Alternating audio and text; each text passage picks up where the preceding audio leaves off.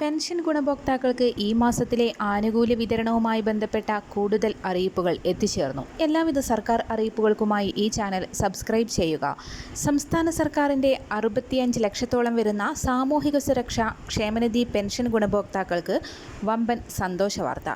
Budget പ്രഖ്യാപനത്തിന് പിന്നാലെ ചേർന്ന നിയമസഭാ സമ്മേളനത്തിലാണ് സാമൂഹിക സുരക്ഷാ പെൻഷൻ തുക 3000 രൂപയിലേക്ക് ഉയർത്തുമെന്ന് മുഖ്യമന്ത്രി വി.ഡി. സതീശൻ പ്രഖ്യാപനം നടത്തിയിരിക്കുന്നത്. ബജറ്റ് അവതരണത്തിൽ പെൻഷൻ തുകയിൽ യാതൊരുവിധ വർധനവും വരുത്താത്തത് ഗുണഭോക്താക്കളിൽ ആശങ്ക ഉയർത്തിയിരുന്നു. ബജറ്റ് അവതരണത്തിന് പിന്നാലെയാണ് നിയമസഭാ സമ്മേളനത്തിൽ ഇപ്പോൾ മുഖ്യമന്ത്രി വി.ഡി. സതീശൻ ക്ഷേമ പെൻഷൻ തുക ഉടൻ തന്നെ 3000 രൂപയിലേക്ക് ഉയർത്തുമെന്ന് പ്രഖ്യാപിച്ചത്. പെൻഷൻ വർധനവിന് LDF സർക്കാരിൻ്റെ കാലത്തുണ്ടായതുപോലെയുള്ള കാലതാമസം ഉണ്ടാവുകയില്ല എന്നും മുഖ്യമന്ത്രി വാക്ക് നൽകി. പെൻഷൻ തുകയുടെ വർധനവ് പ്രഖ്യാപിച്ചതിന് പിന്നാലെയാണ് 2026 ജൂൺ മാസത്തിലെ സാമൂഹിക സുരക്ഷാ പെൻഷൻ തുകയുടെ വിതരണം കൂടി ധനവകുപ്പ് മന്ത്രി പ്രഖ്യാപിച്ചിരിക്കുന്നത്. വാർദ്ധക്യകാല പെൻഷനുകൾ, വിധവാ പെൻഷനുകൾ, ഭിന്നശേഷി പെൻഷനുകൾ, അവിവാഹിത പെൻഷനുകൾ, കർഷക തൊഴിലാളി പെൻഷനുകൾ, വിവിധ ക്ഷേമനിധി ബോർഡുകൾ വഴിയുള്ള പെൻഷൻ തുക വിതരണം എന്നിവ 2026 ജൂൺ മാസം 25-ാം തീയതി ബുധനാഴ്ച മുതൽ ആരംഭിച്ചു. തുക എത്തിച്ചേർന്നിട്ടില്ലാത്ത ഗുണഭോക്താക്കൾക്ക് ഉടൻ തന്നെ തുകയെത്തും. ബാങ്ക് അക്കൗണ്ട് നമ്പറുകൾ നൽകിയിട്ടുള്ള 26 ലക്ഷത്തോളം വരുന്ന ഗുണഭോക്താക്കൾക്ക് ആദ്യഘട്ടത്തിൽ തന്നെ തുക എത്തിച്ചേരും. ഡയറക്റ്റ് ബെനിഫിറ്റ് ട്രാൻസ്ഫർ സംവിധാനം വഴി അക്കൗണ്ടുകളിലേക്ക് തുക എത്തിച്ചേരുന്നതിന് പിന്നാലെ തന്നെ കൈകളിലേക്കുള്ള വിതരണവും ആരംഭിക്കും. 24 ലക്ഷത്തോളം വരുന്ന ഗുണഭോക്താക്കൾക്കാണ് കൈകളിൽ തുക എത്തിച്ചേരുന്നത്. കൈകളിൽ തുക സ്വീകരിക്കുന്ന ഗുണഭോക്താക്കൾക്കും ഇപ്പോൾ അക്കൗണ്ടുകളിലേക്ക് മാറാൻ കഴിയുമെന്ന് സർക്കാർ നേരത്തെ തന്നെ വ്യക്തമാക്കിയിട്ടുണ്ട്. എന്നാൽ വലിയൊരു വിഭാഗം പെൻഷൻ ഗുണഭോക്താക്കൾക്കും ഇതിനോട് എതിർപ്പാണ് ഉള്ളത്. അവശരായ പെൻഷൻ ഗുണഭോക്താക്കളെ സംബന്ധിച്ചിടത്തോളം ഇത് ബുദ്ധിമുട്ടായ കാര്യമാണ്. അവർക്ക് കൈകളിൽ തുക എത്തിച്ചേരുന്നത് തന്നെയാണ് ആശ്വാസം. അതുകൊണ്ട് തന്നെ സർക്കാർ പെൻഷൻ വിതരണം പൂർണ്ണമായും DBT സംവിധാനത്തിലേക്ക് മാറുന്നതിൽ ഗുണഭോക്താക്കൾക്ക് ആശങ്ക ഉയരുന്നുണ്ട്. സാമൂഹിക സുരക്ഷാ പെൻഷൻ 3000 രൂപയിലേക്ക് ഉയർത്തുന്നത് സംബന്ധിച്ചിട്ടുള്ള നടപടിക്രമങ്ങൾ സംസ്ഥാന സർക്കാരിന്റെ ഭാഗത്തു നിന്നും ആരംഭിച്ചു വരുന്നു എന്നും മുഖ്യമന്ത്രി നിയമസഭാ സമ്മേളനത്തിൽ വ്യക്തമാക്കി. LDF സർക്കാരിന്റെ കാലത്ത് 1600 രൂപയായിരുന്ന സാമൂഹിക സുരക്ഷാ പെൻഷൻ 2500 രൂപയിലേക്ക് ഉയർത്തുമെന്നുള്ള വാഗ്ദാനം ഉണ്ടായിരുന്നു.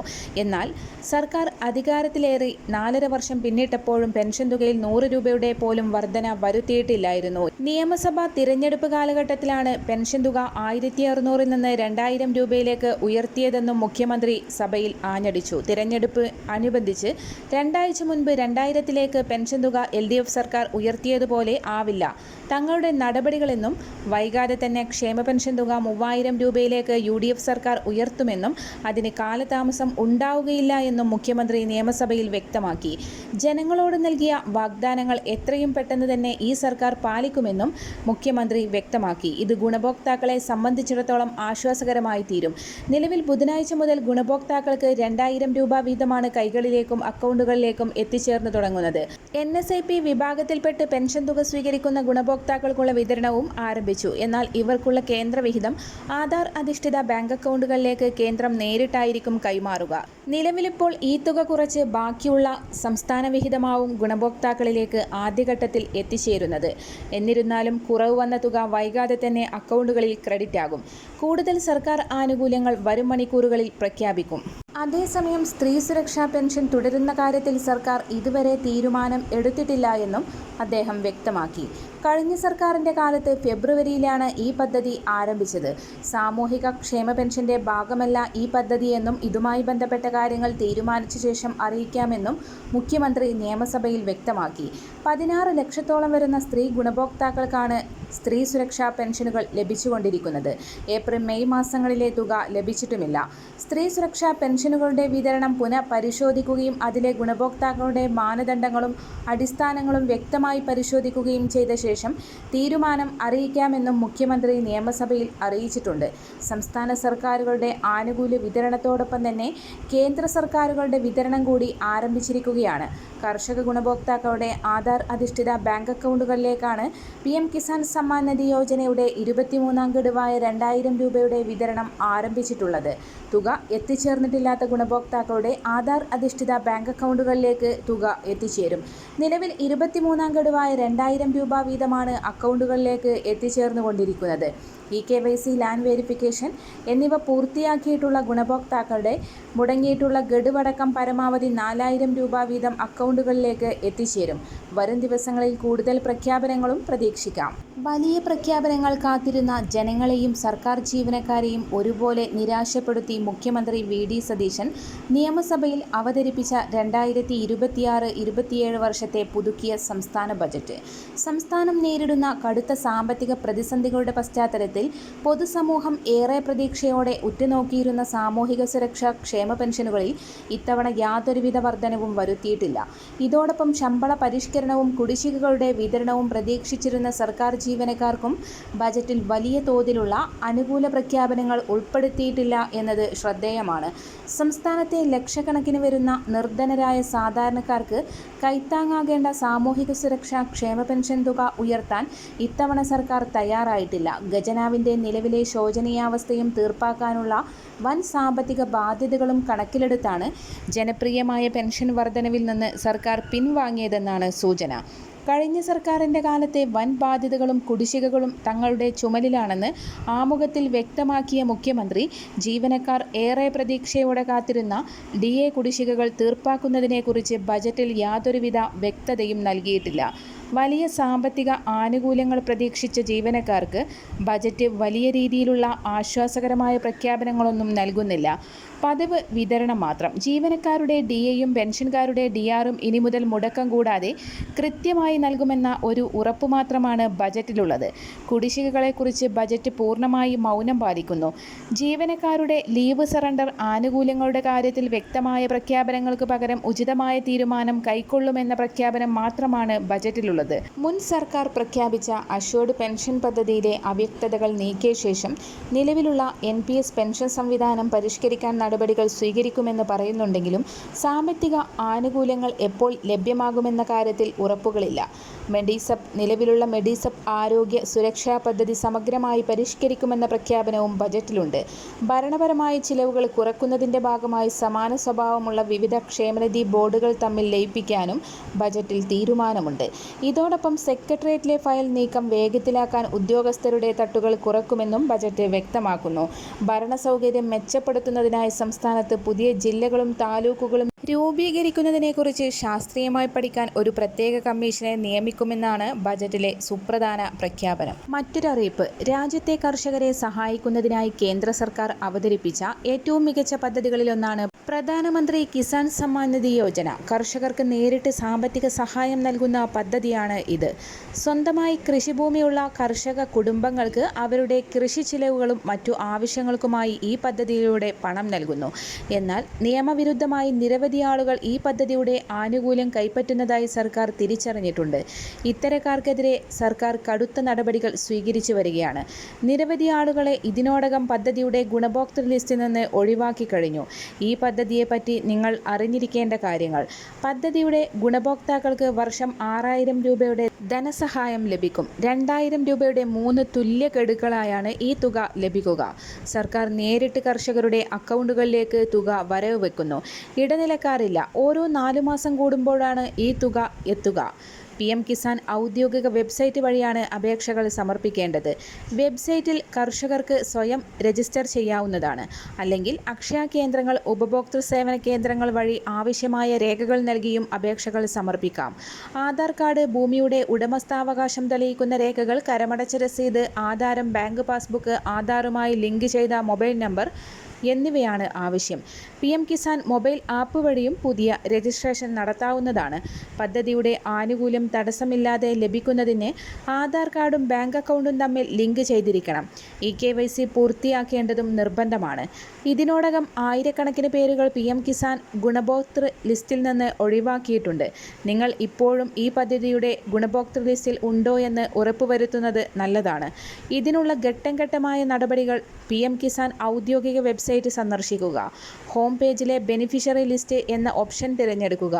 തുടർന്ന് വരുന്ന പേജിൽ നിങ്ങളുടെ സംസ്ഥാനം, ജില്ല, ഉപജില്ല, താലൂക്ക്, ബ്ലോക്ക്, ഗ്രാമം എന്നിവ കൃത്യമായി തിരഞ്ഞെടുക്കുക. നിങ്ങളുടെ ഗ്രാമത്തിലെ അർഹരായ മുഴുവൻ കർഷകരുടെയും പേരുകൾ അടങ്ങിയ ലിസ്റ്റ് സ്ക്രീനിൽ തെളിയും. ഇതിൽ നിങ്ങളുടെ പേരുണ്ടോ എന്ന് ഉറപ്പുവരുത്തുക. മറ്റൊരറിയിപ്പ്. കേരളത്തിൻ്റെ സാമ്പത്തിക അടിത്തറ നിലനിർത്തുന്നതിൽ നിർണായക പങ്ക് വഹിക്കുന്ന പ്രവാസികളുടെ പെൻഷൻ തുക 5000 രൂപയായി വർദ്ധിപ്പിക്കണമെന്ന് സൗദി മാറാക്കര പഞ്ചായത്ത് KMCC യോഗം സർക്കാരിനോട് ആവശ്യപ്പെട്ടു. വിവിധ കാരണങ്ങളാൽ ജോലി നഷ്ടപ്പെട്ട് നാട്ടിലേക്ക് മടങ്ങേണ്ടി വരുന്ന പ്രവാസികൾക്കായി കൃത്യമായ പുനരധിവാസ പദ്ധതികൾ നടപ്പിലാക്കണമെന്നും യോഗം പ്രമേയത്തിലൂടെ സർക്കാരിനോട് ആവശ്യപ്പെട്ടു. LDF സർക്കാരിൻ്റെ കാലത്ത് പ്രവാസി ക്ഷേമ പെൻഷനിൽ 2026 ജനുവരിക്ക് ശേഷം ലഭിച്ച അപേക്ഷകളിൽ പെൻഷൻ അനുവദിക്കാൻ നടപടി സ്വീകരിച്ചിട്ടില്ലെന്ന് നിയമസഭയിൽ മുഖ്യമന്ത്രി VD സതീശൻ. നിലവിൽ 18 വയസ്സ് പൂർത്തിയായതും എന്നാൽ 60 വയസ്സ് പൂർത്തിയാക്കാത്തതുമായ പ്രവാസി കേരളീയർക്ക് ക്ഷേമനിധി അംഗത്വത്തിന് അർഹതയുണ്ട്. ക്ഷേമനിധിയിൽ അംഗത്വമെടുക്കുകയും പെൻഷന് അർഹതപ്പെട്ട പ്രായപരിധി വരെ മുടക്കമില്ലാതെ തുടർച്ചയായി അംശാദായം അടക്കുകയും ചെയ്യുന്ന അംഗങ്ങൾക്കാണ് ബോർഡിൽ നിന്നുള്ള ആനുകൂല്യങ്ങൾക്ക് അർഹതയുള്ളത്. പ്രവാസി ക്ഷേമ പെൻഷൻ ലഭിക്കുന്നവർ ലൈഫ് സർട്ടിഫിക്കറ്റുമായി എല്ലാ വർഷവും മാർച്ച് മാസം ജില്ലാ എക്സിക്യൂട്ടീവ് ഓഫീസർ മുൻപാകെ ഹാജരാകണം. നേരിട്ട് ഹാജരാകാൻ സാധിക്കാത്തവർ ഇന്ത്യയിലാണെങ്കിൽ ഗസറ്റഡ് ഓഫീസർ സാക്ഷ്യപ്പെടുത്തിയ സർട്ടിഫിക്കറ്റും വിദേശത്തുള്ളവർ ഇന്ത്യൻ എംബസി ഉദ്യോഗസ്ഥൻ സാക്ഷ്യപ്പെടുത്തിയ സർട്ടിഫിക്കറ്റും ഹാജരാക്കണം എന്നതാണ് ക്ഷേമ പദ്ധതിയിലെ വ്യവസ്ഥ ചെയ്യുന്നത്. അതിൽ പ്രകാരമാണ് നിലവിൽ ലൈഫ് സർട്ടിഫിക്കറ്റ് സ്വീകരിച്ചു വരുന്നത്. സർട്ടിഫിക്കറ്റ് സമർപ്പിക്കുന്നതിന് 2-3 വർഷത്തിൽ ഒരിക്കലാക്കിയാൽ മരണപ്പെടുന്നവരുടെ വിവരങ്ങൾ അറിയാത്ത സാഹചര്യങ്ങളിൽ മരണപ്പെട്ട വ്യക്തികൾക്കും പെൻഷൻ അനുവദിക്കേണ്ടതായിട്ട് വരും. ലൈഫ് സർട്ടിഫിക്കറ്റ് നൽകേണ്ട കാലാവധി ദീർഘിപ്പിക്കണമോ എന്നതും ജനപ്രതിനിധികൾ നൽകുന്ന ലൈഫ് സർട്ടിഫിക്കറ്റ് മതിയെന്ന രീതിയിലുള്ള ഇളവുകൾ നൽകണമോ എന്നതും പരിശോധിച്ച് തീരുമാനിക്കുമെന്ന് മുഖ്യമന്ത്രി അറിയിച്ചു. മറ്റൊരറിയിപ്പ്. നിയമസഭയിൽ അവതരിപ്പിച്ച ബജറ്റിൽ സർക്കാർ ജീവനക്കാരെയും പെൻഷൻകാരെയും അവഗണിച്ചതിലും കേരളത്തിൽ 73 മുതൽ നിലവിലുള്ള 5 വർഷ ശമ്പള പെൻഷൻ പരിഷ്കരണ തത്വം അട്ടിമറിച്ച് 10 വർഷത്തിലൊരിക്കൽ ആക്കാനുള്ള ധവളപത്ര നിർദ്ദേശത്തിലും പ്രതിഷേധിച്ച് Kerala state service pensioners union ജില്ലാ കമ്മിറ്റി പ്രകടനവും യോഗവും നടത്തി. ഉത്തരവായ ക്ഷാമാശ്വാസ കുടിശ്ശിക അനുവദിക്കുക, പങ്കാളിത്ത പെൻഷൻ പദ്ധതി ഉപേക്ഷിക്കുക, മെഡിസെപ്പ് അപാകത പരിഹരിക്കുക എന്നിവയാണ് ആവശ്യങ്ങൾ. ജില്ലാ പെൻഷൻ ഭവനിൽ നിന്ന് ആരംഭിച്ച പ്രകടനം സിവിൽ സ്റ്റേഷന് മുൻപിൽ സമാപിച്ചു. യോഗം KSSPU സംസ്ഥാന കമ്മിറ്റി അംഗം VK മാണി ഉദ്ഘാടനം ചെയ്തു. പട്ടികജാതി പട്ടികവർഗ വികസന കോർപ്പറേഷന്റെ സ്വയം തൊഴിൽ പദ്ധതിയിലേക്ക് പട്ടികജാതി പട്ടികവർഗ വിഭാഗത്തിൽപ്പെട്ടവരിൽ നിന്ന് അപേക്ഷകൾ സ്വീകരിക്കുന്നു. 50,000 രൂപ മുതൽ 5 ലക്ഷം രൂപ വരെയാണ് വായ്പ ലഭിക്കുക. കുടുംബ വാർഷിക വരുമാനം 3 ലക്ഷം രൂപയിൽ താഴെയുള്ള 18-നും 65-നും ഇടയിൽ പ്രായമുള്ളവർക്ക് അപേക്ഷ വയ്ക്കാം. വായ്പാ തുകക്ക് കോർപ്പറേഷന്റെ നിബന്ധനകൾക്കനുസരിച്ച് ആവശ്യമായ ജാമ്യം ഹാജരാക്കണം. അപേക്ഷാ ഫോറത്തിനും വിശദ വിവരങ്ങൾക്കുമായി കോർപ്പറേഷന്റെ ഉപജില്ലാ ഓഫീസുകളുമായി ബന്ധപ്പെടാവുന്നതാണ്. കേരള സാമൂഹിക സുരക്ഷാ മിഷൻ മുഖേന നടപ്പിലാക്കി വരുന്ന ആശ്വാസകിരണം പദ്ധതിയുടെ ധനസഹായം നിലവിൽ ലഭിച്ചുവരുന്ന ഗുണഭോക്താക്കൾക്ക് തുടർ ധനസഹായം ലഭിക്കുന്നതിനായി ഗുണഭോക്താക്കൾ സാമൂഹിക സുരക്ഷാ മിഷന്റെ വെബ്സൈറ്റിൽ നൽകിയിട്ടുള്ള നിശ്ചിത മാതൃകയിലുള്ള life certificate, Aadhaar, bank account വിവരങ്ങൾ ഉൾപ്പെടുത്തിയവ ഹാജരാക്കണമെന്നും ആശ്വാസകിരണം ധനസഹായത്തിനായി 2018 ഏപ്രിൽ 1 മുതൽ ലഭിച്ച അപേക്ഷ സമർപ്പിച്ചവരിൽ ഇതുവരെയും ധനസഹായം ലഭിച്ചിട്ടില്ലാത്തവർ സാമൂഹിക സുരക്ഷാ മിഷന്റെ വെബ്സൈറ്റിൽ നൽകിയിട്ടുള്ള നിശ്ചിത മാതൃകയിലുള്ള പുതുക്കിയ വ്യക്തിവിവരങ്ങളും ലൈഫ് സർട്ടിഫിക്കറ്റും അനുബന്ധ രേഖകളും സഹിതം ഈ മാസം 10-നകം ഹാജരാക്കണമെന്ന് അറിയിച്ചിരുന്നു. എന്നാൽ ചില വ്യക്തികൾക്ക് നിശ്ചിത സമയത്തിനുള്ളിൽ പ്രസ്തുത രേഖകൾ ഹാജരാക്കുവാൻ സാധിക്കാത്തതിനാൽ ഈ മാസം 30 വരെ സമയപരിധി ദീർഘിപ്പിച്ചിട്ടുണ്ട്. നിശ്ചിത സമയത്തിനുള്ളിൽ പ്രസ്തുത രേഖകൾ ഹാജരാക്കുവാൻ ശ്രദ്ധിക്കുക. മറ്റൊരറിയിപ്പ്. സർക്കാർ ജീവനക്കാരുടെ DA കുടിശ്ശിക തീർക്കുന്നതിന് LDF സർക്കാർ തയ്യാറാക്കി വച്ചിരിക്കുന്ന പദ്ധതി നടപ്പാക്കിയാൽ മതിയെന്ന് പ്രതിപക്ഷ നേതാവ് പിണറായി വിജയൻ. NGO യൂണിയൻ സംസ്ഥാന സമ്മേളനം ഉദ്ഘാടനം ചെയ്യുകയായിരുന്നു അദ്ദേഹം. DA കൊടുക്കുന്നതിൽ മുൻപ് കാലതാമസം വന്നിട്ടുണ്ടാകും. ദുരിതകാലത്തും ശമ്പളം മുടങ്ങാതെ കൊടുക്കാനായി ആനുകൂല്യങ്ങളിൽ ചിലത് കൊടുക്കുകയും മറ്റു ചിലത് കൊടുക്കാനായി പദ്ധതി തയ്യാറാക്കുകയും ചെയ്തു. LDF കാലത്ത് കുടിശ്ശിക ഉണ്ടെന്ന് പറയുന്നതിന് പകരം LDF ആവിഷ്കരിച്ച ആ പദ്ധതി സർക്കാർ നടപ്പാക്കിയാൽ മതിയെന്ന് അദ്ദേഹം വ്യക്തമാക്കി. മറ്റൊരറിയിപ്പ്. സാമൂഹിക സുരക്ഷാ പെൻഷനുകളിലെ വ്യവസ്ഥകളിൽ കാലാനുസൃതമായ മാറ്റവും ഇളവും സർക്കാരിനോട് ആവശ്യപ്പെടാൻ മാട്ടൂൽ ഗ്രാമപഞ്ചായത്ത് ഭരണസമിതിയിൽ ക്ഷേമകാര്യ standing committee chairperson Naseema Sinha അവതരിപ്പിച്ച പ്രമേയം ഭരണസമിതി യോഗം ഏകകണ്ഠമായി അംഗീകരിച്ചിരിക്കുകയാണ്. കാലാവസ്ഥാ വ്യതിയാനം മൂലം തീക്ഷ്ണമായ വേനൽ ചൂടിൽ ആശ്വാസം ലഭിക്കാൻ വീടുകളിൽ ഇന്ന് AC സ്ഥാപിക്കുന്നത് ആഡംബരമായി കാണാൻ കഴിയില്ലെന്നും ആവശ്യമായി കാണണമെന്നുമാണ് പ്രമേയത്തിൽ പറയുന്നത്. ക്ഷേമ പെൻഷനുകൾക്കായി സമർപ്പിക്കപ്പെടുന്ന അപേക്ഷകൾ AC സ്ഥാപിച്ചിട്ടുണ്ടെന്ന മുഖ്യ കാരണത്താൽ നിരസിക്കപ്പെടുന്ന സാഹചര്യമാണ് ഉള്ളത്. നിലവിൽ 2000 ചതുരശ്ര അടി വരെ വിസ്തീർണമുള്ള വീടുകളിൽ താമസിക്കുന്നവർക്ക് മാത്രമേ സാമൂഹിക സുരക്ഷാ പെൻഷനുകൾക്ക് ചട്ടമനുസരിച്ച് അർഹതയുള്ളൂ. സാമ്പത്തിക ശേഷിയുള്ള കാലത്ത് നിർമ്മാണം നടത്തിയിട്ടുള്ള 2000 ചതുരശ്ര അടിക്ക് മുകളിൽ വിസ്തീർണമുള്ള വീടുകളിൽ താമസിക്കുന്നവർ ഇന്ന് സാമ്പത്തികമായി പിന്നോക്കമുള്ളവർ ഉണ്ട്. ഈ സാഹചര്യത്തിൽ വീടിന്റെ വിസ്തീർണ പരിധി 3000 ചതുരശ്ര അടിയാക്കിയെങ്കിലും ഉയർത്തണമെന്ന ആവശ്യവും പ്രമേയത്തിലുണ്ട്. കൂടാതെ ബന്ധുവീടുകളിൽ ആശ്രിതരായി താമസിച്ചു വരുന്നവരുടെ പെൻഷൻ അപേക്ഷകളും വീടിന്റെ വിസ്തീർണ കാരണത്താൽ നിരസിക്കപ്പെടുന്നു. ഈ സാഹചര്യത്തിലാണ് സാമൂഹിക സുരക്ഷാ പെൻഷനുകളിലെ വ്യവസ്ഥകളിൽ കാലാനുസൃതമായ മാറ്റവും ഇളവും വേണമെന്ന് പ്രമേയം അംഗീകരിച്ചുകൊണ്ട് മാട്ടൂൽ ഗ്രാമപഞ്ചായത്ത് ഭരണസമിതി സർക്കാരിനോട് ആവശ്യപ്പെട്ടത്. മറ്റൊരറിയിപ്പ്. സെൻസസ് 2027ന്റെ ഭാഗമായി പൊതുജനങ്ങൾക്ക് കുടുംബ വിവരങ്ങൾ സ്വയം രേഖപ്പെടുത്തുന്നതിനുള്ള സെൽഫ് എന്യൂമറേഷൻ സൗകര്യം ജൂൺ 16 മുതൽ ആരംഭിച്ചിരിക്കുകയാണ്. ജൂൺ 30 വരെയാണ് ലഭ്യമാവുക. മൊബൈൽ ഫോണിന്റെ സഹായത്തോടെ തന്നെ സെൽഫ് എന്യൂമറേഷൻ പൂർത്തിയാക്കാം. 2 ഘട്ടങ്ങളിലായിട്ടുള്ള സെൻസസ് നടപടിക്രമങ്ങൾ. 1ാം ഘട്ടത്തിൽ വീടുകളുടെ പട്ടിക തയ്യാറാക്കലും വീടുകളുടെ സെൻസസുമാണ് നടത്തുക. 2ാം ഘട്ടത്തിലാണ് ജനസംഖ്യാ കണക്കെടുപ്പ്. സംസ്ഥാനത്ത് 2026 ജൂലൈ 1 മുതൽ ജൂലൈ 30 വരെയാണ് 1ാം ഘട്ട സെൻസസ് നടപടികൾ നടക്കുക. ഈ ഘട്ടത്തിൽ എന്യൂമറേറ്റർമാർ ഓരോ വീട് പട്ടിക ബ്ലോക്കിലേക്കും കെട്ടിടങ്ങളും പ്രധാന ലാൻഡ്മാർക്കുകളും ഉൾപ്പെടുത്തി ഒരു ലേഔട്ട് മാപ്പ് തയ്യാറാക്കുകയും മൊബൈൽ ആപ്ലിക്കേഷൻ ഉപയോഗിച്ച് വിവരങ്ങൾ ശേഖരിക്കുകയും ചെയ്യുന്നു. ഒരു പട്ടിക ബ്ലോക്ക് എന്നത് 700 മുതൽ 800 വരെ ജനസംഖ്യയുള്ള പഞ്ചായത്ത് അല്ലെങ്കിൽ മുനിസിപ്പാലിറ്റി വാർഡിന്റെ ഭാഗമാണ്. വരി നമ്പർ ഉൾപ്പെടെ ആകെ 34 ചോദ്യങ്ങളാണ് 1ാം ഘട്ട സെൻസസിൽ ഉൾപ്പെടുത്തിയത്. എന്യൂമറേറ്റർമാർ വീടുകളിൽ എത്തുന്നതിന് മുൻപ് തന്നെ കുടുംബനാഥനോ പ്രായപൂർത്തിയായ മറ്റ് അംഗങ്ങൾക്കോ ഓൺലൈൻ പോർട്ടൽ വഴി വിവരങ്ങൾ സമർപ്പിക്കാവുന്നതാണ്. സെൽഫ് എന്യൂമറേഷൻ ചെയ്യുന്ന വിധം. സെൽഫ് എന്യൂമറേഷൻ ചെയ്യുന്നതിന് പൊതുജനങ്ങൾ ആദ്യം വെബ്സൈറ്റ് സന്ദർശിച്ച് സംസ്ഥാനം തിരഞ്ഞെടുക്കണം. അടുത്ത സ്ക്രീനിൽ കുടുംബനാഥന്റെ പേര്, മൊബൈൽ നമ്പർ, ഇമെയിൽ വിലാസം എന്നിവ രേഖപ്പെടുത്തിയ ശേഷം മൊബൈൽ ഫോണിൽ ലഭിക്കുന്ന OTP നൽകി സ്ഥിരീകരിക്കണം. തുടർന്ന് ജില്ലയുടെ പേരും വീടുള്ള സ്ഥലവും നൽകി മാപ്പിൽ സ്വന്തം വീട് കണ്ടെത്തി റെഡ് മാർക്കർ അതിൻ്റെ മുകളിൽ സ്ഥാപിച്ച് ലൊക്കേഷൻ സേവ് ചെയ്യണം. ലൊക്കേഷൻ സ്ഥിരീകരിച്ച ശേഷം സ്ക്രീനിൽ വരുന്ന ചോദ്യങ്ങൾക്ക് കൃത്യമായ വിവരങ്ങൾ നൽകി സബ്മിറ്റ് ചെയ്യാവുന്നതാണ്. അതിനുശേഷം 11 അക്കങ്ങളുള്ള ഒരു SEID SMS വഴിയും ഇമെയിൽ വഴിയും ലഭ്യമാകും. എന്യൂമറേറ്റർ വീട് സന്ദർശിക്കുന്ന സമയത്ത് ഈ ID അവർക്ക് കൈമാറണം. കെട്ടിട നമ്പർ, സെൻസസ്, വീട്ടു നമ്പർ, വീടിൻ്റെ ഉപയോഗം, കുടുംബ നമ്പർ തുടങ്ങിയ വിവരങ്ങൾ സെൽഫ് എന്യൂമറേഷനിൽ നൽകേണ്ടതില്ല. ഈ വിവരങ്ങൾ എന്യൂമറേറ്റർമാർ നേരിട്ടെത്തിയാണ് രേഖപ്പെടുത്തുക. ഏതെങ്കിലും തിരുത്തലുകൾ വരുത്താനുണ്ടെങ്കിൽ എന്യൂമറേറ്റർമാർ വീട്ടിൽ വരുമ്പോൾ ചെയ്യാവുന്നതാണ്. മറ്റൊരറിയിപ്പ്. EPF വരിക്കാർക്ക് സമ്പാദ്യം എളുപ്പത്തിൽ പിൻവലിക്കാനുള്ള സംവിധാനം ഉടൻ നിലവിൽ വരും. UPA, ATM എന്നിവ വഴി നേരിട്ട് പണം പിൻവലിക്കാനുള്ള സൗകര്യമാണ് യാഥാർത്ഥ്യമാവുന്നത്. അംഗങ്ങൾക്ക് PF ബാലൻസിന്റെ 75% വരെ ഉടനടി പിൻവലിക്കാൻ കഴിയും.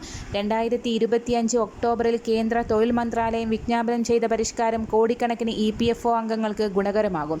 ATM, UPA പിൻവലിക്കൽ. അർഹരായ അംഗങ്ങൾക്ക് PF ബാലൻസിന്റെ 75% വരെ ATM, UPA വഴി പിൻവലിക്കാം. ജീവനക്കാരൻ്റെയും തൊഴിലുടമയുടെയും വിഹിതം ഉൾപ്പെടുന്ന മൊത്തം EPF ബാലൻസിന് ഈ സൗകര്യം ബാധകമാണ്.